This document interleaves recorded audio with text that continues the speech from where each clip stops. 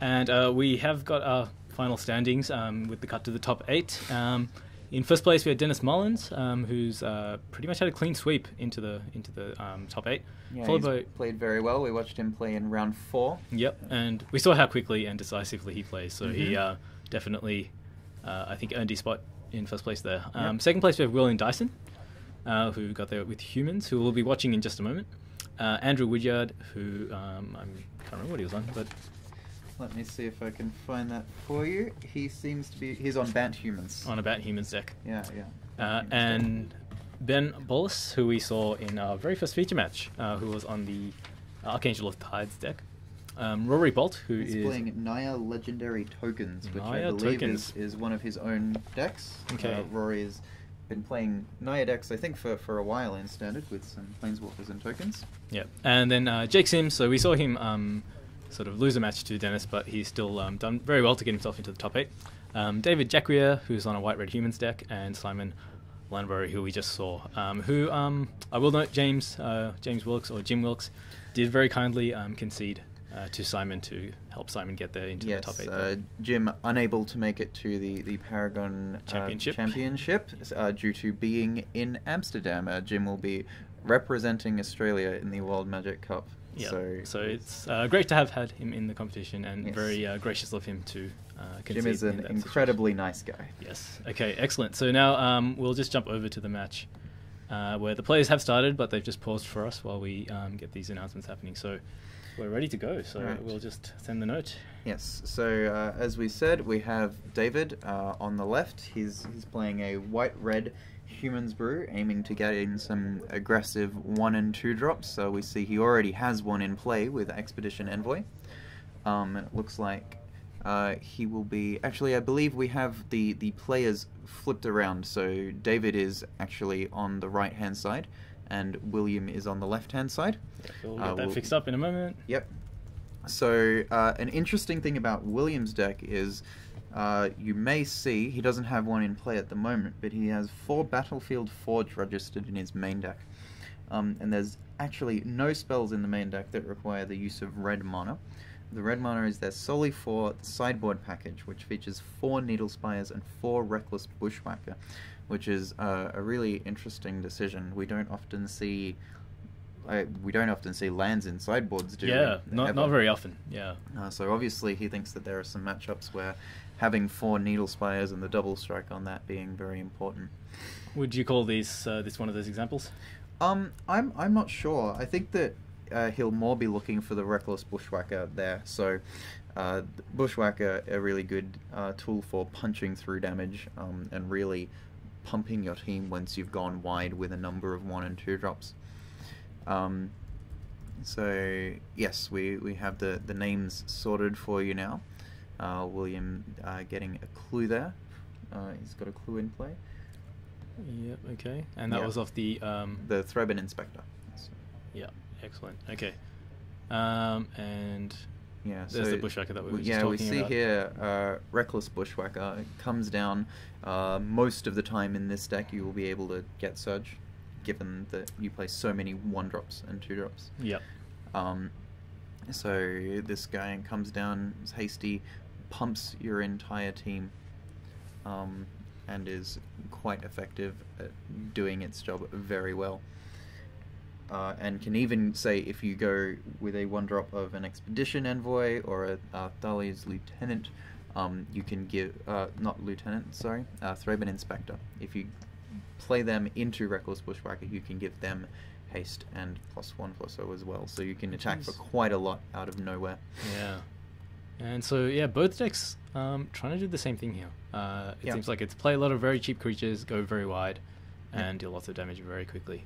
Yeah, and then actually, so start by going wide, and then you can go quite tall with things like Thalia's Lieutenant, putting +1/+1 counters on everything. Right, so you go wide and tall. Yep. We also see both lists featuring Griff's Boon in varying amounts. William is playing 3, and David is playing 2 in the main deck. And this, again, I think this is probably going to be one of the very important cards in this matchup, is seeing who can break through the board stalls. We know that Both decks are incredibly aggressive. They can both fill out the board very easily, but being able to go tall with those real payoff cards, those lieutenants, and yeah, being then able to go over the top with something like Griffspoon, I think is going to be really important. Yeah. So it looks like Dave's on the back foot here. He's already down to 13 life. Hasn't been able to deal a point of damage yet. I believe was William on the play? I believe he was. We came back to him. Yes, we missed William the first couple of the games. Oh, this is big for David. I think that's an always watching in play. That is going to help. That's going to ensure that every single one of his creatures is just straight up better than William's. Yeah, and that's pretty important in this matchup when it really is. Yeah, when all of the creatures are so similar, having something like this effect. Anointer of Champions, which we see both players having in play, is a similar thing that pumps, I believe, attacking humans. But having always watching in play is going to just ensure that whenever David attacks, his creatures are going to be bigger. And I think in his board state, given that he can't afford to be too aggressive, being able to have bigger creatures on the blocks seems pretty relevant here. If he's able to actually block one of William's creatures and have that creature survive. Also relevant, though, I think always watching, unless I'm mistaken, grants vigilance. It does too. Which allows for him to start attacking and keep attacking while be defensive at the same time. also being able to, as you say, block these creatures. And although the Town Gossip Monger was just a 1/1, he did have the Anointer of Champions there that he could use too. And so he's going to the combination of Town Gossip Monger and Vigilance coming into play here, letting him attack with it, and then tap both Town Gossip Monger and the Lone Rider and transform them. And I believe the Lone Rider, we might be about to see that flip, because I was it pumped for... so it was a 2/2? There we go. Yeah, so normally it's a 1/1 lifelinker. Yep. Then he attacked and used the Anointer of Champions to give it +1/+1 until end of turn. So gaining 3 life. Yep. And dealing 3 damage. So pretty good turn for David. It was looking like he was sort of had his back against the wall there, but this lifelink is going to be huge here. Yeah, and I'm not sure about the name of the backside of Lone Rider, but that rides as one, I believe. Yeah, so let's have a look at that guy. Let's see how this thing is terrifying. Yeah. And the lifelink on it. Yeah, there we go. First strike, trample, and a lifelink. As a 4/4, is now a 5/5 due to always watching. With vigilance, let's add that to the keywords. With vigilance, and on the attack, it's actually going to be a 6/6 if David decides to activate his Anointer of Champions. Yep. So William coming in here still really able to deal damage. Yep. He does need to do this. He does need to keep the attacks coming, because his guys on blocks are really not going to do much. And there you go. That's why this is another reason he was quite happy to be attacking here. Yeah, I mean his deck is not going to win if he's sitting back chumping. But so the Declaration in Stone it's become less popular. But in a deck like this where all you really want to do is get things out of the way. It's fine. Giving your opponent a card is never like a nice thing to do, but if you're going to kill them before they get to do anything with that card, it's not so bad. Definitely. I do think that Declaration in Stone is going to be slightly less useful in this matchup than it would be potentially in other ones. Again, because they're drawing cheap cards? Yes, definitely. The curve of these decks is so low that they are probably going to be able to crack the clue and play the cards in the same turn. Also, these decks are just going at each other's throats, really, and there aren't too many big threats that need to be killed by Declaration in Stone. We're more going wide than tall. Yeah. But that 5/5 first strike lifelink. Okay, a second. Look at this. A second always watching comes down for David.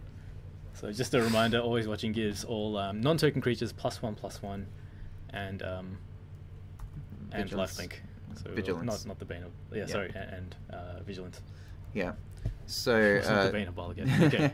This card was nicknamed Tangible Virtue when it came out by players, given that it buffs non-token creatures instead of Intangible Virtue, which is an uncommon from the original Innistrad block, which gives token creatures +1/+1 and Vigilance. Yep.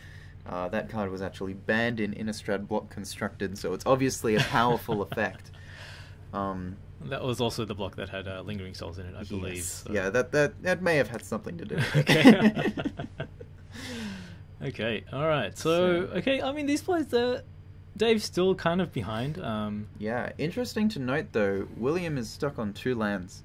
Right. And has been for a long time. So those 2 clues that he's sat there are generated by the 2 Thrubbin Inspectors, not actually doing that much work for him at the moment. Yeah, so if he starts hitting some more lands, though, those clues are going to power him through into the late game. Yep. As long as he can keep getting damage through David's incredibly large board. Yeah. So, I guess, again, that card you mentioned early on is one that is probably going to be relevant here, Griff's Boon. Yes, definitely. It's definitely one of the ways that these players are going to be able to break through. Yeah, so notice that nothing on the battlefield currently has flying. And there you go. Oh, there we go. The other mode. And again, this is really good with William Dyson on only 2 lands. Yeah. There is no way he's going to crack all of these clues before this game ends. So that was just... although we were saying that the declaration probably won't be good in general in this matchup, in this situation with William stuck on only 2 lands, he cannot crack and play anything on the same turn. Yep. That's... Yeah, and again, clues, the more of them, it was definitely true in Limited and certainly true in Constructed, the more of them there are on the battlefield, the less they matter. Yep, definitely. And here, so David is attacking with a 4/5 Town Gossipmonger, I believe, but it is representing an extra 2 points of damage here. Yep. Anoint of Champions can pump it once, and he's got the planes there to give it an extra point of damage as well. So. Yeah.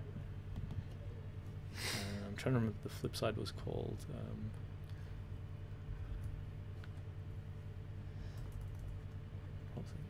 Yes, so looking at some other ways that these decks have ways to punch through damage, obviously Always Watching is one that we have. We've talked about Griff's Boon. William is also playing 1 copy of Archangel Avacyn, which would be quite powerful in certain board states. This one, unfortunately, not, given his 2 lands. But yeah, that was a triple block from William out of desperation, really. He just really needed to get the Incited Rabble off the table. Yeah, so pretty huge there. So Dave's double... Again, all these creatures, they match up pretty well, so even adding 1 point of power or toughness onto them is huge. Yeah. And a 2/3 in this board is gigantic. And so he's managed to trade his Incited Rabble for a bunch of and especially cards. If you look at the power and toughness of the creatures in these decks, you've got Thrubbin Inspector, which is a 1/2. Yep. You have Incited Rabble, which is a 2/3. Well, a 1/1. These things, if you add 1 power and 1 toughness, all of a sudden, instead of these creatures bouncing off each other or trading on opposite sides of the board or trading, you just start eating them. Yep. So yeah, it looks like Dave has sort of maneuvered things into quite a good position for himself.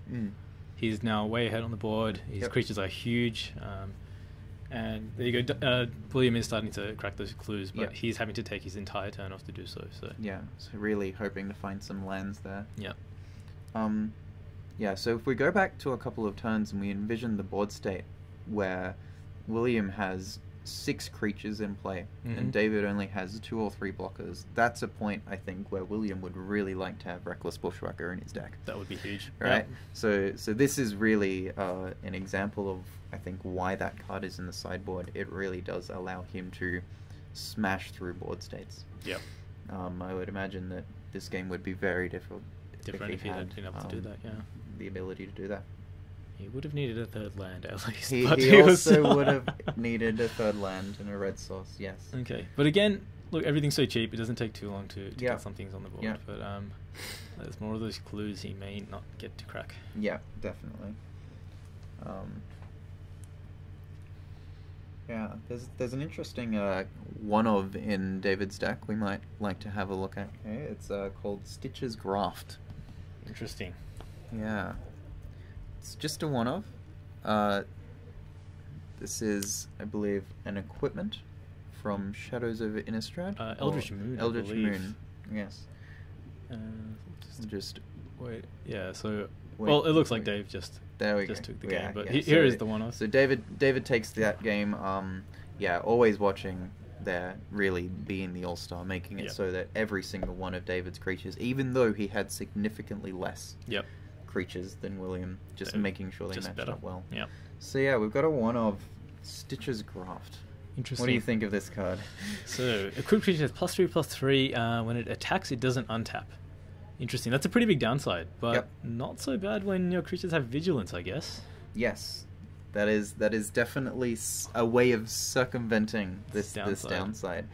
And yeah, whenever you unattach it. So normally the way this card works in limited or in other formats is you would equip it, and then you have the choice of, do I want to give something else +3/+3 and lose the guy that I just attacked with, or do I just leave it there and take a turn off with this creature effectively? I think that the way this white-red humans deck is built, either option is fine. If you attack if you have Always Watching and your guy has Vigilance, it's just +3/+3. Yeah, which is gigantic for a very very good rate. Massive boost. Yeah. And even if you don't have that out and you are forced, say, to move it onto another creature, these bodies are so replaceable, and you have so many of them, you can just churn through your board and keep attacking with 4 power, 5 power guys. Yeah. So I think this is a really interesting inclusion in David's deck. Yeah, absolutely. Yeah, and because standard, the way I've seen it anyway, it has been very creature focused. So having a creature, any creature that can attack into your opponent's board, is just huge. So yeah, we certainly don't necessarily have any dedicated control decks in the format. I would say even we saw in round 4 we had a white-black control deck, which even then had a large number of creatures and trying to generate advantage with planeswalkers. And I think that the reason most of the current planeswalkers are so good is that they make creatures. Right? Yeah. We see so many. Gideon makes creatures. Nissa makes creatures. Nissa makes creatures. Liliana kills creatures, and if the game goes long enough, she makes a lot of creatures. We saw that a bit in the last round. So if anyone missed that, they should definitely go back and watch those games. Yeah, those games were a lot of fun. The players were definitely enjoying themselves. Yeah. That was between Jim and Simon. Yeah, and they're both good friends. Had a good time playing that match. Yeah, and we'll get to see a bit more of Simon if things go well for him. Yeah, definitely. Okay. Alright, so we got the players shuffling up. It looks like William is taking a mulligan. Yeah, William is taking a mulligan, and he is on the play. Okay. And so how no one likes to mulligan. Yep. But how bad is a mulligan for a deck like this? I think it really depends. Basically on whether you have something like Thraben Inspector in your hand.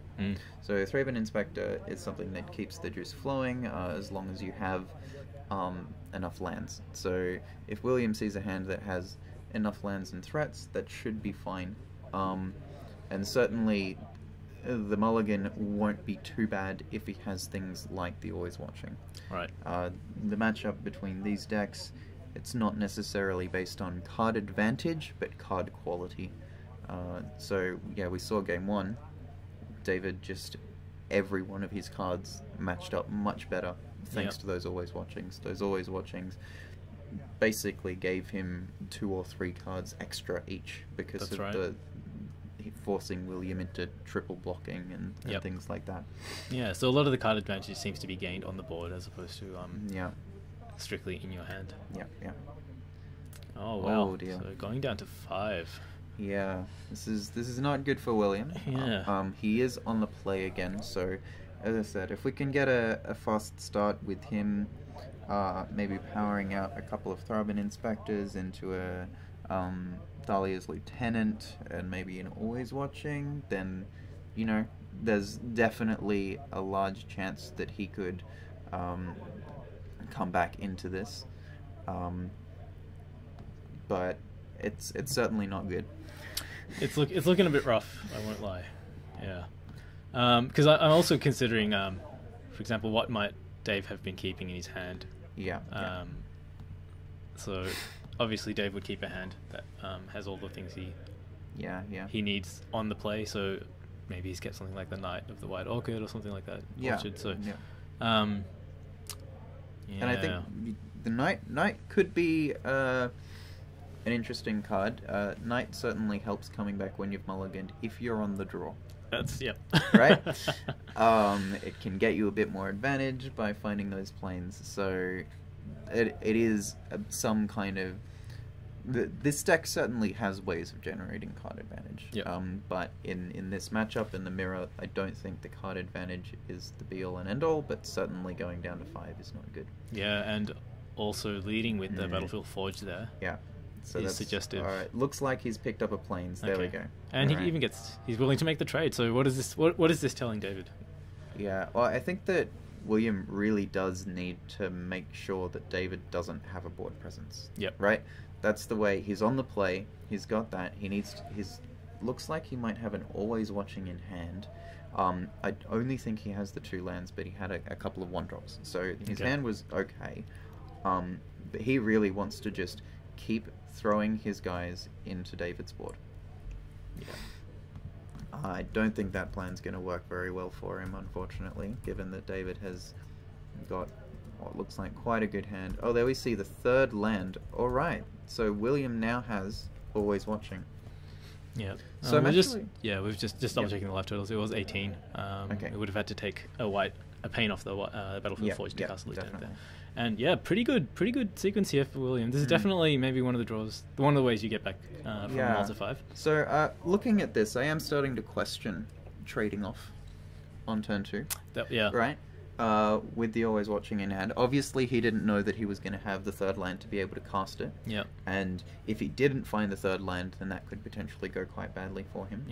But as we were talking about earlier, always watching really is the way that you get card advantage back in the mirror. And this is relies fantastic. on having 2 creatures. Yeah, and because this is 3 powered, he's got a free attack here, which is huge. And he even gets a renown trigger, which is huge. And wow, there's another way to keep creatures out of the way. So that's a good one. All right. So Thalia Heretic Cathar coming down for William. That will make sure that any non-basic lands and creatures that David plays will enter the battlefield tapped. Unfortunately for William, David does not play any non-basic lands. But I mean, the other part of his deck that is very important are the creatures. Creatures are where it's at the moment. Yeah, and keeping them out of the way, especially on the draw. On the play, I think seems pretty relevant here. And the declaration, not bad. But the upside of this is that Lieutenant still has a free attack on the next turn. Yeah, definitely. Which is what William wants to be doing. He wants to be attacking every turn. Of interest, so talking about the lands, we've got David is only playing 18 lands in the main deck, which makes sense. This is a deck that is very low to the ground. And likewise, William is playing 18 lands. However, he's playing 13 planes. He's got 4 Battlefield Forge main, as we've already mentioned. I count 17 there. 17? No, 13 18. plus 4. 18. So the 17 plane so far. Yes. Yep. What is that? And then last land? we have the other interesting inclusion, which is a West Vale Abbey. Wow.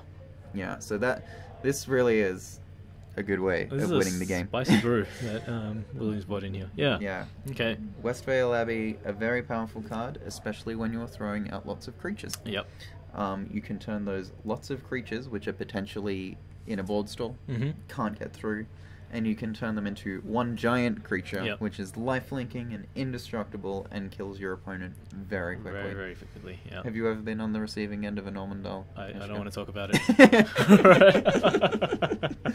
It's not fun. To be fair, I've also been on the delivering end of an Almondal, so... Lucky you. I have only received... My experience receiving it was actually at Grand Prix Sydney. Oh, wow. It was in Limited, and I was against Tomoharu Saito. Oh, wow. He was a very good player. Controlled the game. It was all going well until he played and transformed his Almondal. So that didn't go very well for me. It happened both games. Yeah. So, might I say, like... really, I think need to commend William on how well he has recovered from this multi-5. Yeah, no, definitely. He's done really well to keep attacking. So yeah, that trade on that Throbbing Inspector, having that 2 extra toughness, meant he wouldn't have been able to make those attacks to get the renowned trigger on his lieutenant. I think he just recognised that 2 toughness was the problem, and made a play to make sure that it didn't get in the way. I think you are right. I think it's not a clear decision because having bodies with always watching is so valuable. Yeah. But I do think you are right. Having now this renowned trigger and getting in the damage. Yeah. That's what we want. Yeah, that's what William wants. Again, this is fantastic. I mean, he's playing so few lands. He's very likely to draw a creature. So many 1-cost things that every turn he's been able to play 1 or 2 spells. And now we see David basically in the same position. The roles have been reversed. David stuck on 2 lands. Yep. Having to spend his whole turn to crack the clue. Yep. And William, his board is just bigger. Yep. And he's just pressing the advantage. He played that knight, even though he wouldn't get the trigger off it. Yep. But he's got everything he needs now. He's got his 4 lands. This looks like a swing with the team. So David is going to be forced into some blocks here. Yep. To be honest, doesn't look like there's any great blocks. It does not. He can probably eat that Gossip Monger if he really wanted to. Yeah. And keep his own one alive. Problem is the Gossip Monger can transform at any point. And become bigger than his own one. Yep, so... Yeah. Now... And William also has mana open and cards in hand. Yes. So I don't think these decks play too many tricks. Yeah, it's not looking good for David. And as we see, he's having to stack up some quite unfavourable blocks just to stay alive and make sure. This is not a good situation. Yeah, and that Gossip Monger, of course, can be transformed and pumped 4 times. Yeah. So, only twice, I believe. Costs 2 to pump. Is that right? Okay. I believe it costs 2 to pump the backside of Town Gossip Monger. Yeah.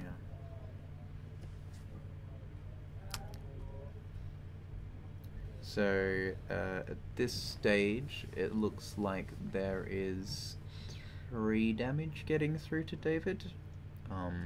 Off that Knight of the White Orchard. Just off the Knight. Potentially more because of a trigger from the Consul's Lieutenant. Yeah, so William is going to make the play, and David is also going to transform. So why would he do this? Rebel.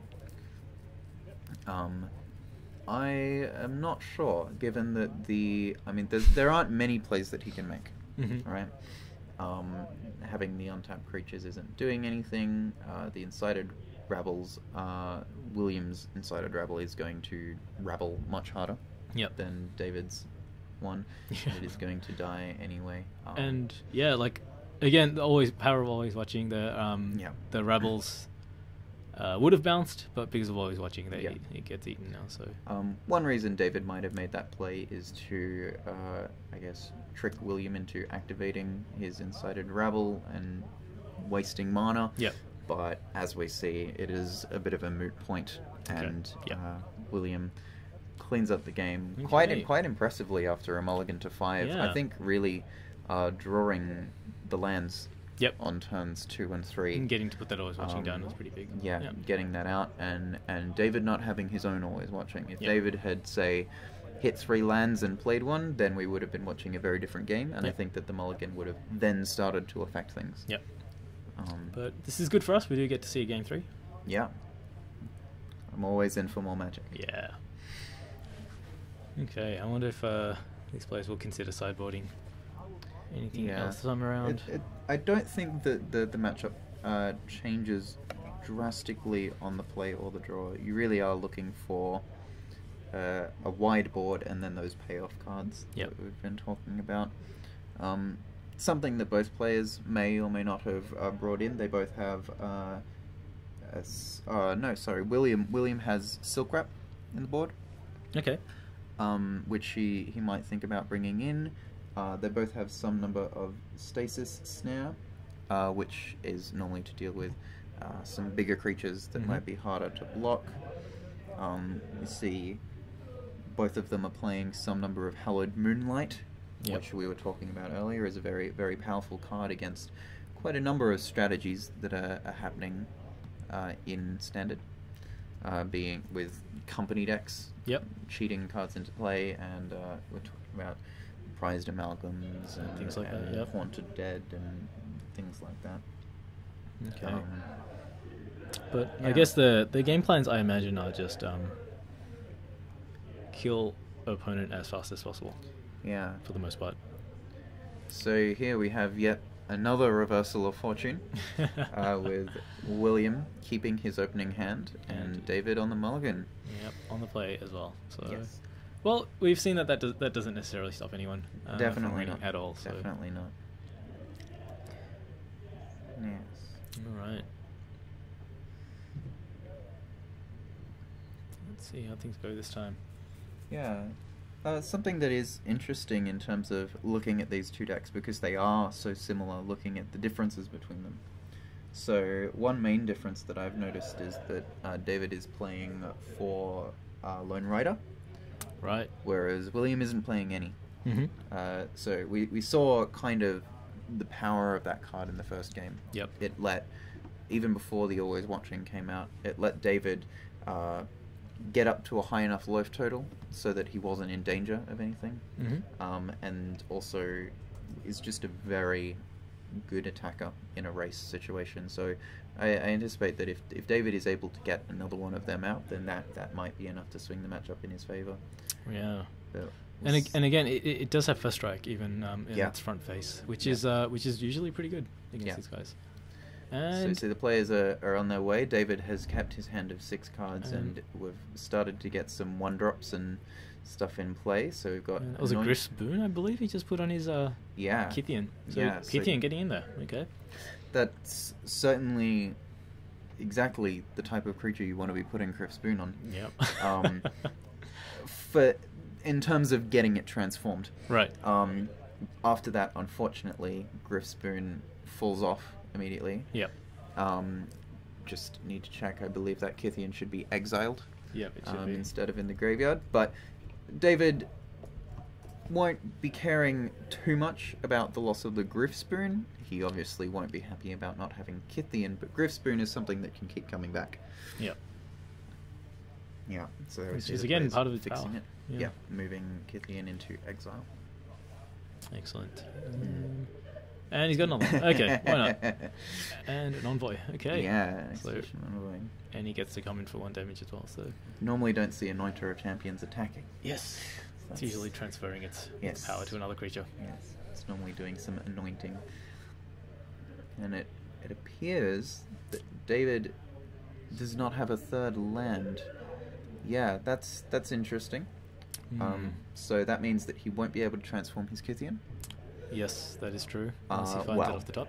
He can transform it, but he cannot give it indestructible. Yep. Which means that it probably won't live long enough to transform, unfortunately, attacking into this board. Probably a problem, yeah. So I think is that a Blessed Alliance? Yeah, I think that is a Blessed Alliance. Do you mind if we have a look at that on the stream? Yeah, okay. So... interesting card. Yeah, David is playing 2 Blessed Alliance in the main deck. There it is. Here we go. So, 1 and a white instant with escalate 2, and you can choose as many as you escalate. Yeah. +1. So you can have gain 4 life, which can be useful in a race situation. Untap up to 2 target creatures, which can be good, surprising with blockers. Mm-hmm. And he can make target opponent sacrifice an attacking creature. So I think that, although this card certainly has uses, we see David sit back in his chair there as Athalia's lieutenant comes down and pumps William's entire team. Pretty big there. It's a big team. Yep. But so yeah, similar effect to Always Watching. Yes. Yeah, the vigilance isn't there obviously, but you're getting that power and toughness boost that matters. Another part about Athalia's lieutenant is that, firstly, it adds another body to the board in its own right, and it can also factor into this deck's game plan of going tall instead of wide. So that is something that you'll hear people talk about sometimes. So going wide is what both these decks do very well. That's the easy part. That's playing 1-drops. That's getting 4 or 5 creatures onto the battlefield, and then pumping all of them with something like Always Watching. That's the payoff for going wide. Yeah. And that's often the way you answer that is with sweepers. So something like Languish would be good. In older formats, we have things like Wrath of God. And going tall is having one big creature. Yep. Like one very big creature. Mm-hmm. So those deck cards, you deal with them in a completely different way. Sometimes the Wraths will kill them. Languish certainly won't if they are big enough. Yep. And it's a different threat. It's a different type of threat that a deck needs to find a way of answering. Yeah. So see here, David, considering his limited options, he's still stuck on 2 lands. It looks like double Anointer of Champions in hand, I think. Yeah. Which, again, not the best thing when you're doing it. They can't do anything the turn you play them. And, yeah, I think William also has another Anointer of Champions in hand. But he has a lot of other things on the board. He certainly does, and he also has a Clue in play and mana to efficiently use it and play things. It's got the 4 lands, so yeah. There's Dave counting up the damage. I think he's wondering how many turns he can survive. This is an unfortunate spot for David. But yeah, just being able to spread those out. It obviously, before the Lieutenant came down, it wasn't a great board state for David. Mm-hmm. The Thalia for William means that... Oh, there we go. We see he's just saying that. And you can see a smile on his face. In his hands. Dave is a very cool guy. As much as a beating as this is, I think he's still... David is always good fun to play against. Yeah. He's going to... Cast that Blessed Alliance. Okay, cast so you can and make William sacrifice an attacking creature, I believe is the mode that he's chosen here. Yeah. So yeah, we talk about Blessed Alliance is very good at dealing with tall game plans. If you only have one very big creature or not very many creatures that are quite large, Blessed Alliance making an opponent sacrifice those creatures can be very powerful. Unfortunately for David, William has got incredibly wide in this game. And as I was saying earlier, the Thalia's Lieutenant has the potential to get very, very tall as well. And when you have a deck that in this fashion is able to do both very well, it can be quite hard to combat that, especially in current modern Magic design without cards like Wrath of God that effectively deal with both of these strategies. You only get things like Languish, as I was saying earlier, or spot removal. So not really no great blocks here. He can put 4 power in front of something. So he's choosing to chump 1 creature. I think that Dave is probably hoping to be able to draw a land. And I think there might be an Always Watching in his hand. I'm not sure. I think I saw one earlier, but that might be incorrect. Let's see, he draws a Tharaban Inspector. Land. Yeah. This is unfortunate for Dave. We really have seen quite interesting games in reversing the fortunes of both of these players. And Always Watching, although not the game breaker in this situation, that on a belonging to Thalia's Lieutenant can certainly see that these effects that buff your whole board really do make all the difference. So this is a tough one. It looks like Dave hasn't quite recovered from his mulligan in the way that William did. So he ends his turn with adding an Inspector and an Anointer of Champions to the board. Which is not nothing, but it's not nothing. There's a lot of things coming in. A lot of things and a lot of power. And I think the sad part of this for David definitely is that there's also a lot of toughness coming in. Yes. So he can't effectively trade off. Wow. So there's 1 trade I think on the board here, but just even then he.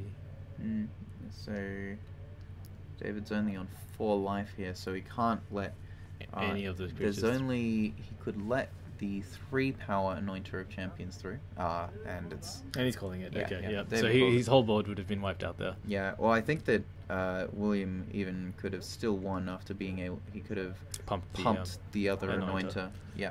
Actually, he could have... Is Anointer target creature or target... Another target creature? No, target it's attacking, just so he could have pumped itself target as well. attacking creature. Yes, so he could have Pumped pumped it twice. the Yep. unblocked Anointer of Champions, which was a 2/2, always watching. Yep. He could have pumped it with both itself. It could have anointed itself. Yep. And then the other one would have anointed and it. Yes, so it would have been a 4/4. quite anointed. All right. And yes, William finishes David off. Yes, some interesting games of Magic there. We're able to see both how a mulligan can affect a player in terms of David not drawing the required number of lands to start playing those payoff cards, really, for having built up such a large board state. Yep. Which he did build up. And then, whereas William in game 2, he was really able to just draw the lands and then hit those always watchings. And Yep. I think both players have played this very well. Yep. There was some difficult blocking decisions, and although I don't think the blocking led to anybody winning the game, it certainly prolonged the game and gave them options to draw other cards. Yeah. Yeah, absolutely. But congrats to both players for making it into the top 8, and to William, who goes on to the top 4 playoffs.